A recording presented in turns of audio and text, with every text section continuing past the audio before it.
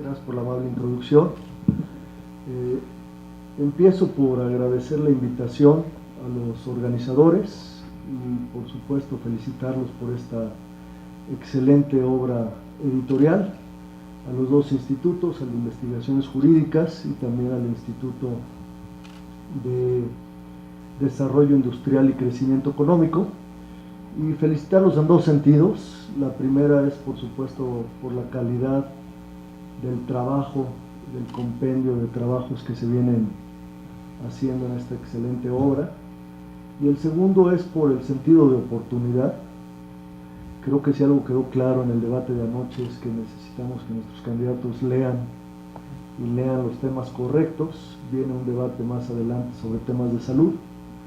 Creo que va a haber otros debates donde se verían tanto los candidatos y candidatas como el resto del equipo muy beneficiados de poder ver qué es lo que se opina, cuáles son los principales comentarios y mensajes de gente con tanta experiencia y con tanto que aportar como todos los editores y los integrantes, autores de esta obra. Yo lo que quisiera hacer es pasar una serie de láminas. Me voy a permitir hacerlo desde acá para poderlas ver al mismo tiempo que las paso.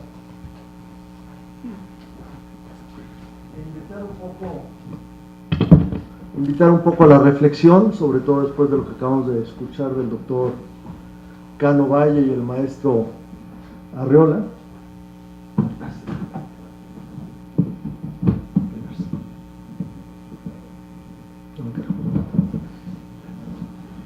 Y con ello invitar a un poco de reflexión sobre lo que podría ser la visión a futuro sobre todo ahora que nos encontramos en tiempos de reflexión, de rediseño, de reformulación, de reflejar en nuestro sistema de salud, como siempre es el caso, los valores de su sociedad que queremos que nuestro sistema de salud refleje con relación a los principios, los valores que deben de estar intrínsecos en el sistema. Entonces, quiero empezar con 4 temas. Por supuesto, siendo economista me fijo mucho en los temas de recursos y en particular los financieros, pero quiero empezar donde voy a acabar, y es con el tema de los recursos financieros. La idea de los recursos financieros no es casualidad. Creo que por supuesto tiene que tener una base jurídica y operativa muy importante. Los dos temas ya se platicaron en las dos ponencias anteriores, pero el tema de los recursos es particularmente importante porque predispone todas las decisiones futuras. Cuando uno decide de dónde va a financiar el sistema de salud, decide también lo que puede y no puede lograr el sistema de salud en el futuro. En temas de recursos, tenemos 4 opciones para financiar el sistema de salud, 2 privadas y 2 públicas, no hay más. El sistema de salud se puede financiar de forma privada a través de gasto de bolsillo, cosa que sucede actualmente en casi la mitad de lo que gastamos en salud como mexicanos. Se puede pagar de forma privada vía seguros privados. Se puede financiar de forma pública a través de impuestos generales, o se puede financiar de forma pública a través de impuestos etiquetados, que principalmente es el impuesto a las contribuciones a la seguridad social. Es básicamente son las opciones. Y si definimos de dónde vienen los recursos, también definimos hasta dónde nos alcanza el sistema en términos de sus objetivos. Entonces, temas como los que mencionaba el doctor Cano Valle sobre la seguridad universal, el sistema universal de salud, la cobertura universal de salud, todo eso se puede lograr si antes decidimos de dónde queremos que salgan los recursos para lograr los objetivos. No podemos aspirar a un sistema universal de salud si al mismo tiempo decidimos como sociedad que el principal fuente de financiamiento va a ser el gasto de bolsillo. Eso no es compatible. No podemos aspirar a un sistema más equitativo si pensamos que la población tiene que pagar sus seguros privados de salud. No podemos aspirar a un sistema que tenga libre competencia si vamos a financiar en gran medida esto de impuestos generales. Entonces tenemos que escoger, no se puede escoger todo, no se puede decidir todo. Entonces Un punto importante de partida es entender de dónde se originan los recursos, y mi última lámina va a ser una reflexión precisamente regresando a este punto.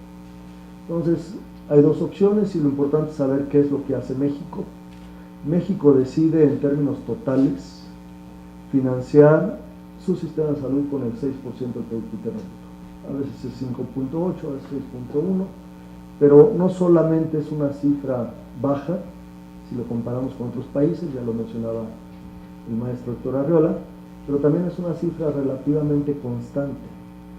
Desde 1991-92 que se mide el gasto en salud, no es desde hace mucho, la cifra ha estado oscilando entre 5%, 6%, baja, sube, pero básicamente como sociedades es nuestro esfuerzo. Y otra cifra interesante es que la mitad de este gasto total, el 3%, 3 de los 6 puntos, es gasto privado. El gobierno solamente aporta la mitad, estoy siendo relativamente general en esto, de todo el gasto total. Lo que se suma no es una cifra menor. El sistema de salud en México suma más de 1 millón de millones de pesos, entre el público y el privado. La parte pública es la mitad, medio millón de millones de pesos. Entonces, con eso se requiere hacer un gran esfuerzo y es importante entender hasta dónde y qué se puede hacer con esas cifras. Ahora, en términos de tendencias, aquí podemos ver el gasto per cápita de México y de los países de la OCDE. Lo primero que queremos notar es que casi en todos los países, tanto los más desarrollados como los de ingreso medio, conforme los países avanzan en su nivel de desarrollo, también avanza no nada más el número o la cantidad de recursos que se les aporta, sino la participación del ingreso, medio como PIB, de lo que se aporta a salud. Es decir, aspiramos a más recursos para salud y a una proporción incremental mayor por nivel de desarrollo de lo que se gasta en salud. En el caso de todos los países ha aumentado de forma significativa el esfuerzo para financiar los sistemas de salud. En México no tanto. En México ha habido un aumento de 312 desde el 2000 a 492. No es un aumento en términos reales muy claro y no es casualidad, como lo decía el doctor Carne Valle hablando de la salud universal y la intelecto. No es casualidad que detrás de una frustración sobre la cobertura de los servicios también hay una falta de recursos suficientes para financiarlos. Entonces, si eso lo traducimos a entender por qué tenemos pocos recursos para salud del lado público, tampoco es casualidad, todo tiene su lógica. Y la razón no es que hay un poco esfuerzo del presupuesto, la razón es que tenemos un presupuesto relativamente limitado a nivel nacional. Entonces, si queremos ver qué parte del presupuesto del egreso de la Federación, de toda la bolsa pública que como mexicanos asignamos a salud, podemos ver que ha sido una cifra relativamente constante. En México el 13% del presupuesto del egreso de la Federación se dedica a salud, y no es una cifra muy distinta a la que se dedica en otros presupuestos públicos en otros países, quizás un poquito más.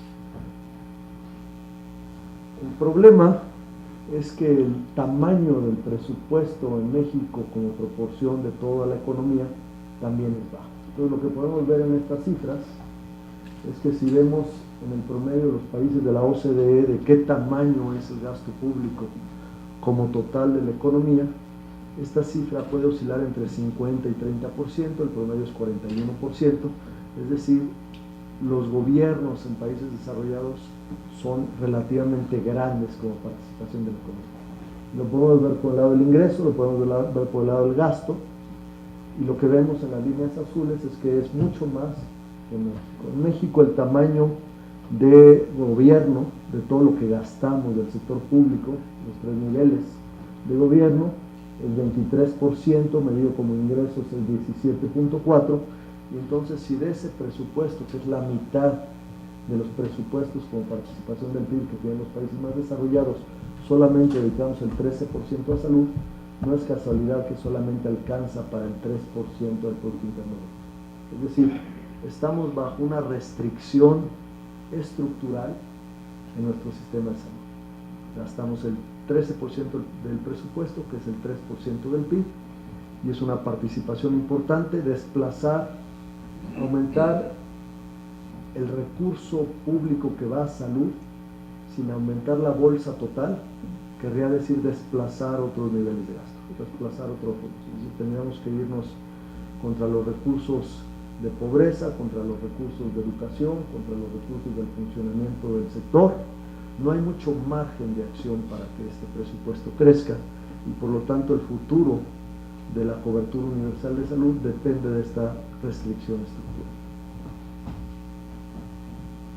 Adicionalmente, y esta es una cifra muy interesante, al presupuesto que vemos y al gasto que vemos, estos 6 puntos del Producto Interno Bruto que gastamos a salud, hay una cifra escondida que es muy importante reconocer. Esto viene de las cifras de las cuentas satelitales de salud que publica el Instituto Nacional de Estadística y Geografía, de las cuentas satelitales de salud. Lo que hacen es calcular el costo o el valor del tiempo de los hogares que dedican a salud. Es decir, además de la parte explícita, que es lo que gasta el gobierno en contratar enfermeras, doctores, especialistas de salud, y lo que gasta el sector privado en comprar consultas y hospitalización, los hogares en México están dedicando más de un punto porcentual del PIB a cuidar enfermos.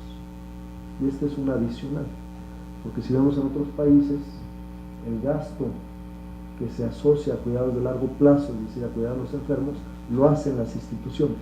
En México lo hacen los hogares y lo hacen desproporcionadamente las mujeres.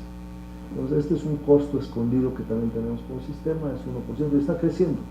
Y está creciendo porque las instituciones están restringidas, topadas, limitadas para ofrecer servicios adicionales porque no tienen esa capacidad de respuesta.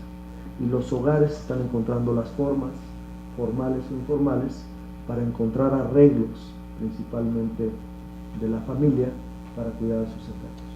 Un costo muy importante que no estamos viendo, y además es un costo que va a subir. La falta de respuesta de los recursos básicos para financiar el sistema, y con el envejecimiento de la población y los padecimientos crónicos degenerativos que el envejecimiento conlleva, cada día vamos a tener más enfermos crónicos con necesidades de cuidados que se van a atender en los hogares a costa de familiares, principalmente de mujeres, que van a tener que reducir su participación activa en el mercado formal de trabajo o quedarse en casa para atender a sus enfermos. Ahora, lo mencionaba en la segunda gráfica, llevamos ya más de 25 años con una participación baja de gasto en salud. 3% privado, 6% total. Bajo 25 años de una subinversión en salud, no es casualidad que eso se refleje en una falta de capacidades de respuesta en la parte humana y en la parte de infraestructura. Entonces, si queremos ver cuántos médicos tenemos para atender a nuestra población, médicos por mil, por lo regular es la razón, tenemos 2.2, aproximadamente 300.000 médicos en el país que trabajan para atender una población de 110 millones. ¿Es mucho o es poco? Comparado con OCDE, 3.4, por ejemplo, podemos ver algunos países de la Europa continental con 4 o 5 médicos por mil, algunos otros países con menos, pero en general los médicos tratantes por 1000 habitantes en este país es 2.2, que es una cifra relativamente baja. Y si vemos el lado de enfermería, que es todavía más importante dada el perfil de necesidades de salud de los mexicanos, vemos que la cifra aún es más baja comparada con los promedios, 2.7 enfermeras por cada 1000 habitantes en México. Y la cifra no ha cambiado en mucho tiempo, y lo que vemos es una subinversión crónica. Recuerdo 25 años de subinversión que se ven reflejados en 25 años de no haber formado el recurso humano necesario para atender a nuestra población.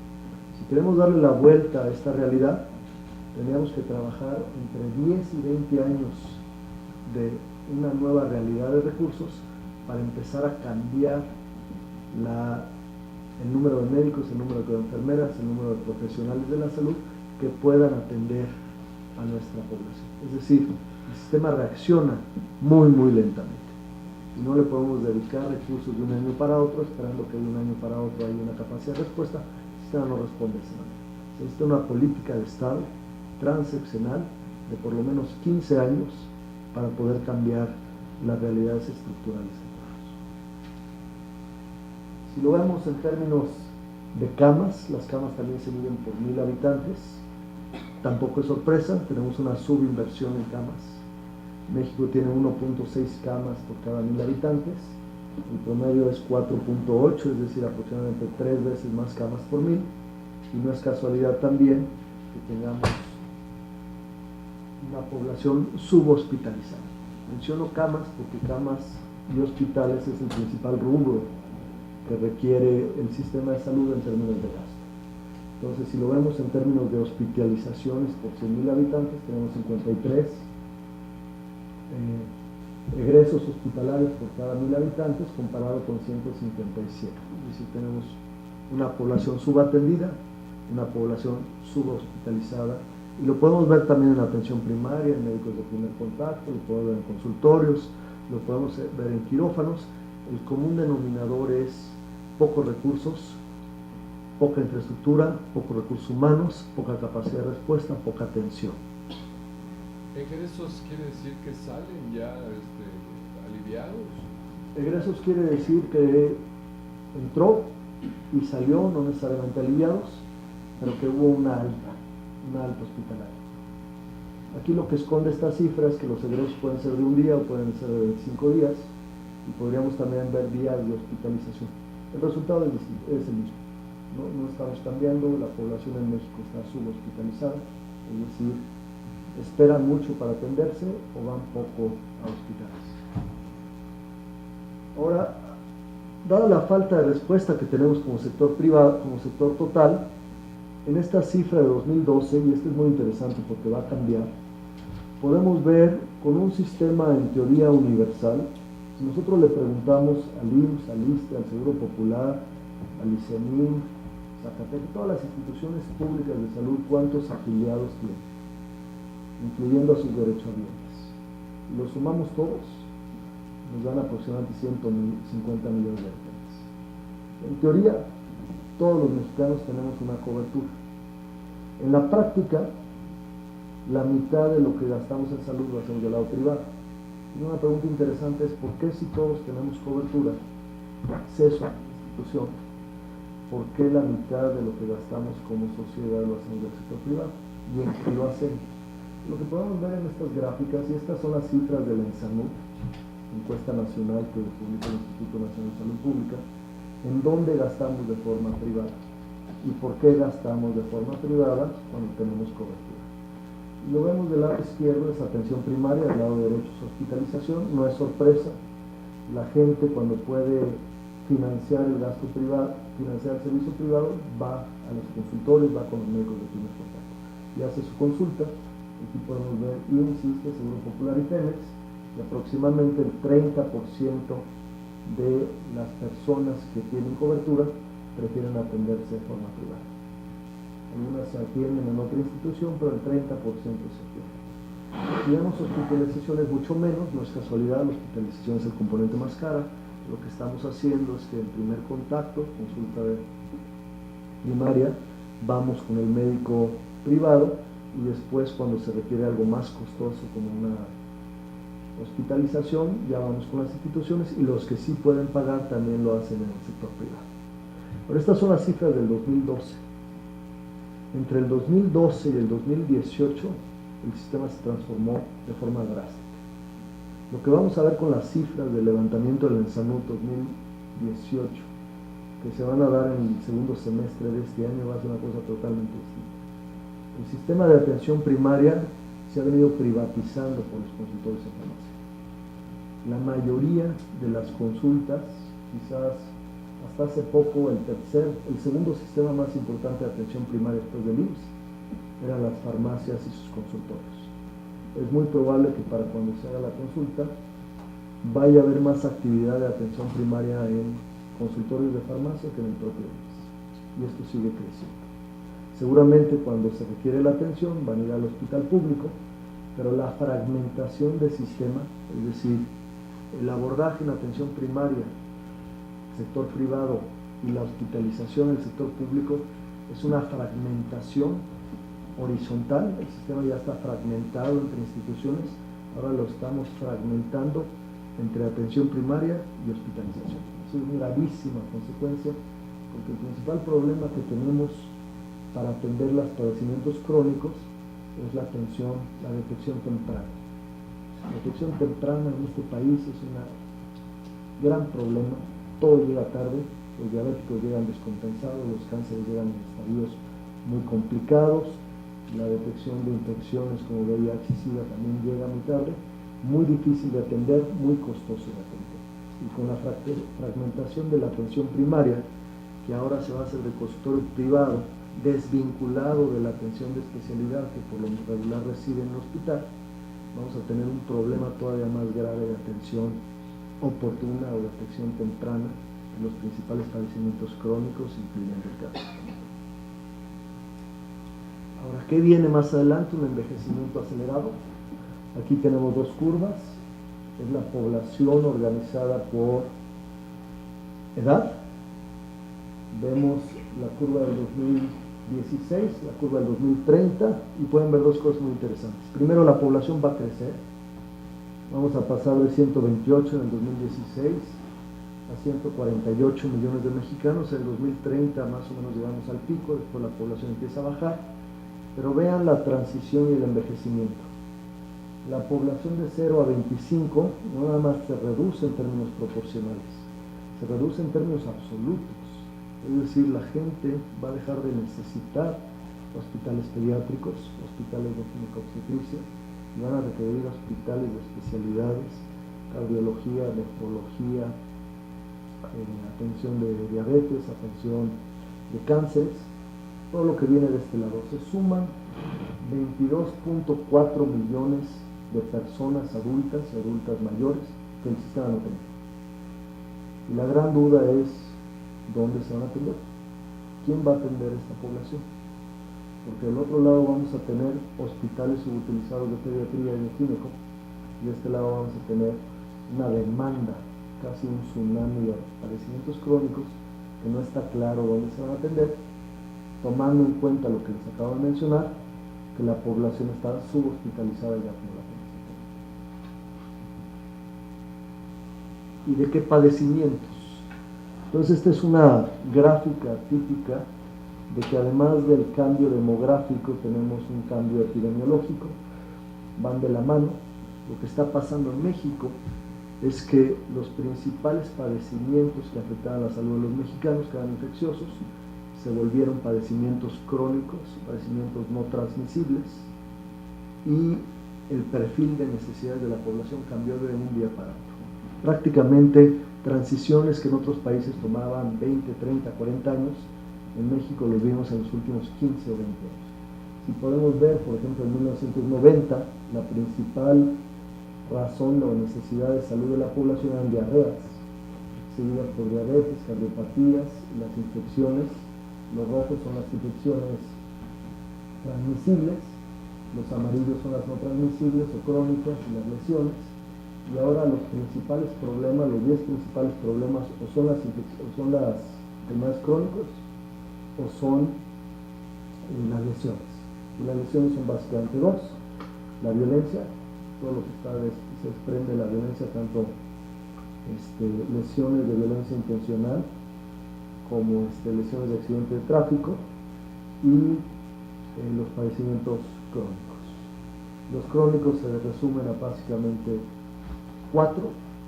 En primer lugar tenemos los problemas de corazón, los vasculares, después tenemos la diabetes, después tenemos hígado, riñón, insuficiencia renal, y el quinto es el cáncer. En esos 5 problemas de salud se va a concentrar el 80% de la demanda. Y esto está asociado a factores de riesgo que no hemos logrado resolver, los que ya ustedes saben: inactividad física, problemas de dieta, problemas de actitudes y de hábitos no saludables, y eso viene como un tsunami en la necesidad de atención. Ahora, ¿qué ha pasado? Lo mencionaba, El sistema tuvo un gran éxito en atender los padecimientos infecciosos. Los padecimientos infecciosos se concentraban principalmente en niños.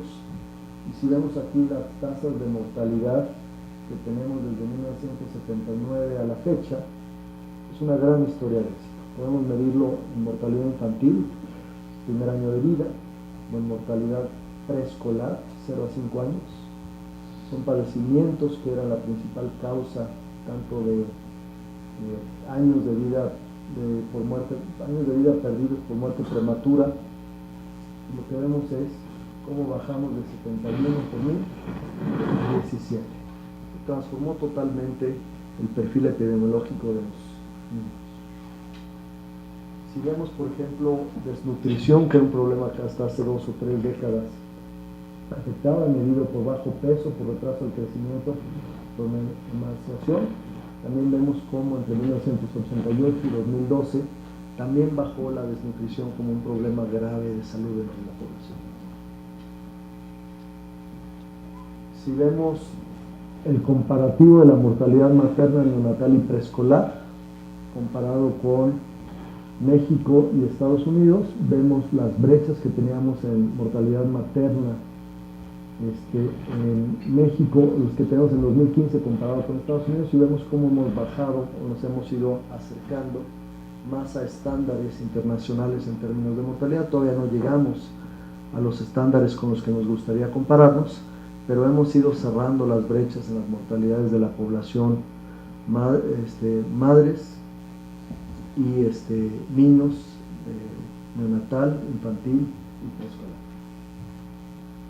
Pero al mismo tiempo, si vemos qué está pasando con los factores de riesgo, vemos la epidemia de la obesidad y el sobrepeso. Aquí vemos del lado izquierdo lo que hemos venido en niños. Las primeras 3 barras son niños de 5 a 11. Las segundas barras es niños adolescentes de 12 a 19, la transición desde 1988 a 2012, y luego tenemos mujeres de 20 a 49. Es decir, la nueva epidemia se llama obesidad y diabetes, y por supuesto todo eso trasciende en los problemas de síndrome metabólico que cabe describir, las cardiopatías, la diabetes, la insuficiencia renal, los problemas de hígado graso y en algunos casos también los cánceres. En términos del daño que tiene el año de vida saludables perdidos, la diabetes y la obesidad, entre países somos de los peores desempeños a nivel mundial. Si pocos países tienen los problemas de salud asociados a padecimientos y factores de riesgo de obesidad y diabetes como tiene México. Hay que entender qué está pasando y qué estamos haciendo mal, y entender cómo el sistema puede responder a este tipo de padecimientos, que no lo estamos logrando. Desde las últimas cifras que he visto en términos de tendencias, y lo vamos a ver con el Salud 2018, es un problema que no hemos podido o no hemos logrado abordar con las políticas actuales de salud. Y un último ejemplo de lo que está pasando en el sistema, este es el comparativo de la tasa estandarizada de mortalidad en infartos. Esta es la tasa de mortalidad por 100.000, los países de la OCDE, y quiero que noten esta cifra de aquí. Entre 1990 y el 2016, la mortalidad por infartos, básicamente asociada a las nuevas tecnologías, se redujo en los países desarrollados en casi la mitad. Es decir, nueva tecnología permitió que las personas que se infartaban pudieran accesar a intervenciones bastante costo efectivas, y en el resto del mundo la sobrevida de infartados es una historia de éxito. En México, desde 1990 no hemos tenido avance. El avance en la mortalidad de población infartada es de 0. Prácticamente menos 1%, es decir, no se ha logrado nada. ¿Qué está pasando? Un sistema que no responde para atender la nueva patología, las necesidades de salud de la población. Y si vemos, por ejemplo, una cifra parecida, esta es la mortalidad de la población, los mexicanos que llegan con infarto, pero esta es la mortalidad después de que llegan al hospital, y a los 30 días de haberse internado. Digamos, los países son 3 barras, 2003, 2008, 2013, y México es el primer lugar. El primer lugar quiere decir que aproximadamente el 28% de los pacientes que llegan a urgencias por infarto mueren, comparado con un promedio de la OCDE que debe estar aproximadamente en 10%. Es decir, el sistema no está respondiendo, no está atendiendo a los infartados. ¿Por qué está pasando eso? Y si lo alcanzan a ver en esta gráfica, en todos los países, del 2003 al 2013 ha habido avances, es decir, la mortalidad intrahospitalaria por infarto agudo al miocardio va bajando. En México la barra 2008 es más baja que la barra 2013. En México va subiendo. O sea, hay algo que no estamos atendiendo correctamente. Y por no dejar el tema de años de vida perdidos por violencia interpersonal en hombres, es una epidemia. México tenía grandes avances hasta aproximadamente 99-2003.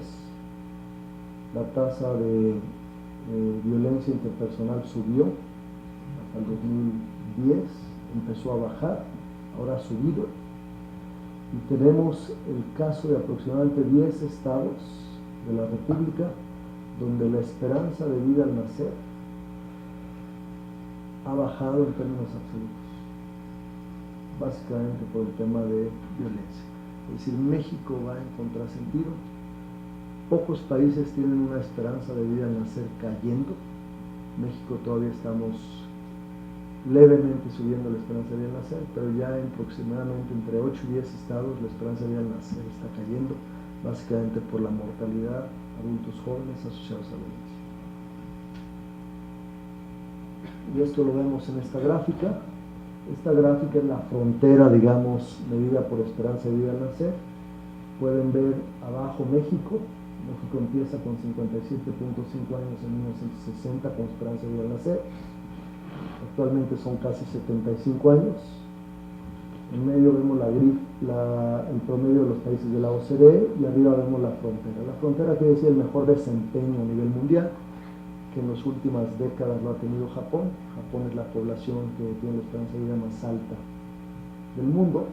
Y lo que nos gusta comparar no es los términos absolutos, no es suficiente nada más ver si está subiendo la esperanza de vida al nacer. Lo que es importante saber es si estamos cerrando las brechas con relación a los mejores desempeños. Y hasta el año 2000 estuvimos cerrando las brechas, cada vez nos acercábamos a los niveles de mortalidad de los países desarrollados, y si ven, seguimos aumentando en términos absolutos, pero la brecha se está abriendo. Es decir, se está aplanando las ganancias en esperanza de vida al nacer, básicamente por esos dos problemas que mencionaba. Los problemas de enfermedades crónicas y, en particular, los problemas de violencia. Y principalmente el problema, aquí lo vemos no como esperanza de vida al nacer, lo podemos ver como esperanza de vida a los 50 años, es decir, cuál es la sobrevida de la población que ya cumplió 50 años, y podemos ver que pasó en México en hombres y en mujeres de 23 a 27, de 29 a 30, las mujeres tienen una sobrevida más alta que los hombres, pero aquí lo importante es ver que no ha habido ganancias significativas en los últimos 25 años. Es decir, sí hemos ganado en mortalidad en población muy joven, no hemos ganado en sobrevida en población adulta. Y esto es particularmente importante porque si cruzan esta información con la información de la joroba demográfica, esta es nuestra población productiva. Esta es la gente que está produciendo, la gente que va a crecer en términos absolutos en el perfil demográfico, y son los que no estamos invirtiendo o los que no estamos dando resultados en términos de ganancias de salud. No estamos cuidando la salud de nuestro bono demográfico. Y para cerrar, dos láminas. La primera es: el sistema de salud está sobrediagnosticado. Yo creo que ha habido suficientes documentos. El doctor Cano Valle va a publicar uno muy importante. El doctor Arriola mencionaba el tema de FunSalud, la OCDE, la OMS. Si uno quiere encontrar qué pasa con el sistema de salud, es muy fácil entender cuáles son los síntomas y cuáles son las fallas. El problema no es de diagnosticar o entender que está fallando, el problema es de acción. Pero de tomar y entender las prioridades y actuar. Creo que por eso los tiempos son particularmente interesantes. Y regreso a la lámina de financiamiento, que es la decisión primaria que hay que tomar. Podemos cambiar el número de médicos, podemos hacer más hospitales, podemos atender cardiopatías, podemos atender diabetes, podemos atender lo que ustedes quieran. Pero eso no se va a lograr si no respondemos la pregunta primaria, que es ¿de dónde vamos a sacar los recursos para pagar esto? Y a lo mejor vamos a tener una respuesta en 10 o 15 años, en que formamos cardiólogos y formamos nefrólogos y formamos todos los perfiles que necesitamos para atender. Si empezamos hoy, vamos a tener la respuesta en 15 años. Pero para empezar hoy hay que entender de dónde vamos a tener el recurso. Y aquí están las 4 opciones.